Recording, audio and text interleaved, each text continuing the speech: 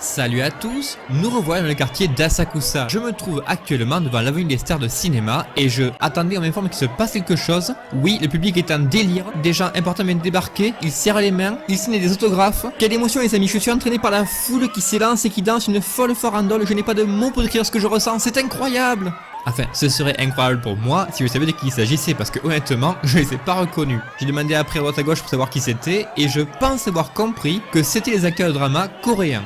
Mais bon, si vous les connaissez, laissez-moi un petit commentaire sous la vidéo, ça me ferait vraiment plaisir de savoir ce que j'ai manqué. Enfin bon, revenons à nos moutons. Aujourd'hui, on est dimanche et c'est mon dernier jour à Tokyo. Demain, je reprends l'avion et je m'envole pour la Chine.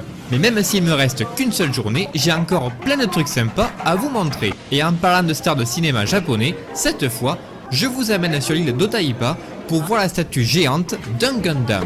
Allez, c'est parti!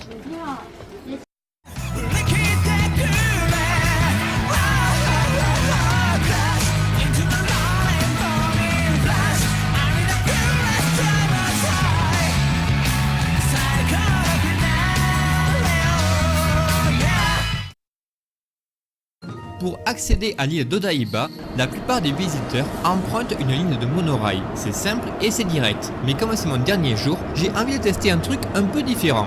Découvert que depuis le quartier d'Asakusa où je suis, on peut faire une croisière dans un bateau au décor futuriste conçu par Leiji Matsumoto lui-même, le créateur entre autres de la série Albator et du film des Daft Punk Interstellar 5555.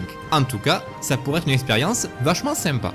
Manque de bol, j'ai du mal me renseigner ou me tromper de quai parce que quand j'arrive, tout ce qui m'attend c'est un vieux ferry un peu déglingué comme on en voit partout.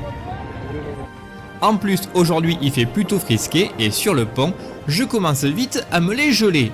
En gros, j'ai pas trop envie de crier, je suis le roi du monde si vous voyez ce que je veux dire. Allez, petite musique d'ambiance pour la route.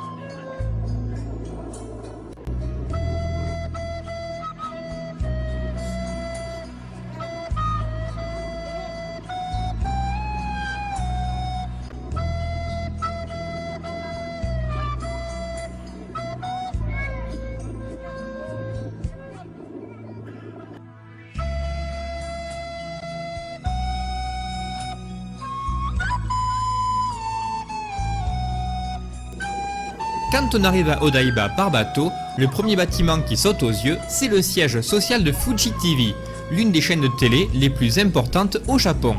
J'ai appris plus tard que le bâtiment comprend un énorme observatoire d'où on peut voir toute la baie et une allée entière de magasins dédiés à la série Dragon Ball.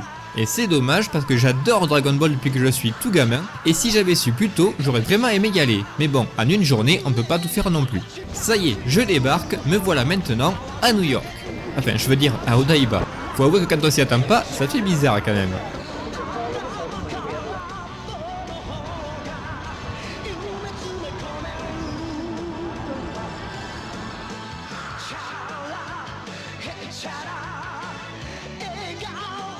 Pour vous faire un petit topo rapide, Odaiba, c'est une île artificielle située dans la baie de Tokyo.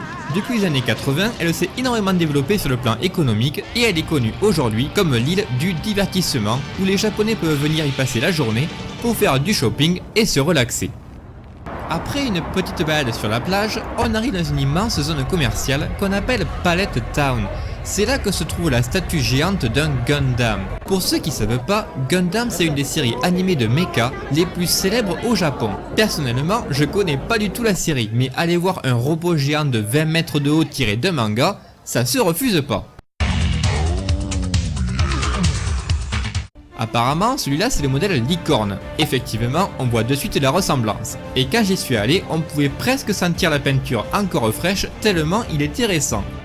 Avec un nom aussi attractif que l'île du divertissement, j'imagine que à la base, Odaiba est bondé le week-end. Mais en plus, aujourd'hui, il y a une espèce de festival techno, dubstep, je sais pas trop quoi, et c'est plein à craquer. Les gens qui sont venus assister au concert font pas exactement du cosplay, mais certains ont des accoutrements qui sont loin de passer inaperçus. Voilà un petit florilège de ceux que j'ai croisés.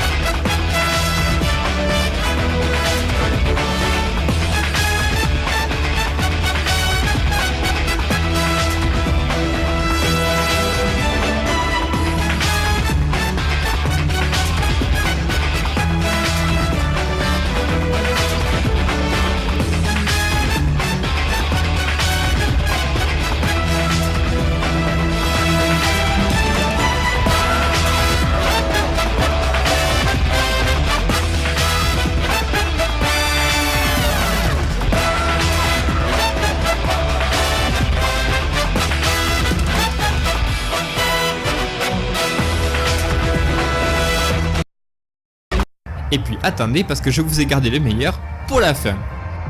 Ce mec c'est mon héros du jour. En tout cas ça doit être pratique quand ses copains le cherchent dans la foule. Voilà, c'est tout pour cette fois. Mais la visite d'Odaiba n'est pas terminée. Et croyez-moi, les centres commerciaux de Pallet Town récèlent encore bien des surprises. Alors ratez pas la prochaine vidéo. Ciao tout le monde!